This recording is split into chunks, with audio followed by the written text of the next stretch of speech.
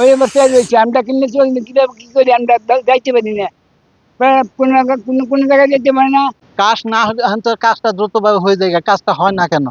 এই কাজটা তাড়াতাড়ি হয়ে যায়, কাজটা হয়ে ব্রিজটা শেষ হয়ে যায়, যাতে ভালোভাবে হয়ে যায়, আমার সুযোগ সুবিধা হয়। হ্যাঁ, আমাদের খুব কষ্ট হয়, আমরা এই ব্রিজের কাছে যাইতে পারি না, আমরা ব্রিজে উঠতে পারি না, আমরা ব্রিজের কাছে যাইতে পারি না, ব্রিজে উঠতেই পারি না। কাজে আমাদের ব্রিজে খুব অসুবিধা হচ্ছে, ব্রিজটা যাতে ভালো হয়, দ্রুতভাবে কাজ হয়, রাস্তাটা এই রাস্তাটা যাতে ভালো হয়। আমরা এই যে ধারণা করছিলাম যে এই ব্রিজটা হওয়ার পরে যাতে আমাদের রাস্তাটা চৌরাস্তার মতো হয়ে যায়, এইটা আমরা ভালো করতেছি, যাতে দ্রুতভাবে আমরা চলতে পারি।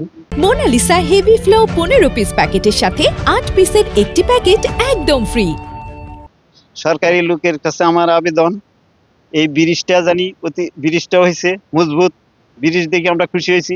ব্রিজের দোয়া পাশে মাটি ফেলায় নাই, রাস্তাটা কমপ্লিট হয় নাই।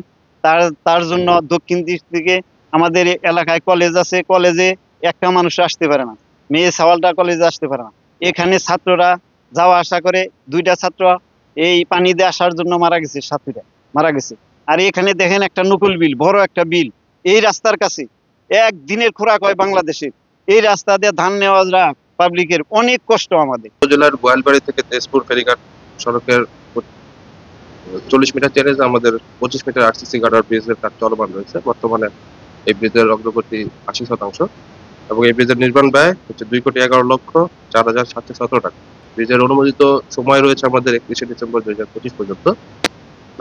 ইতিমধ্যে ব্রিজের কাজ সমাপ্ত হয়েছে, এবং ব্রিজের সাথে অ্যাপ্রোচের 125 মিটার অ্যাপ্রোচের কাজটা ব্রিজের সাথে সমাপ্ত হবে নির্ধারিত সময়ের মধ্যে। এছাড়াও এই ব্রিজের পরে আরো 1 কিলোমিটার রাস্তার দরপত্র এবং প্রাক্কলন অনুমোদন প্রক্রিয়াধীন রয়েছে।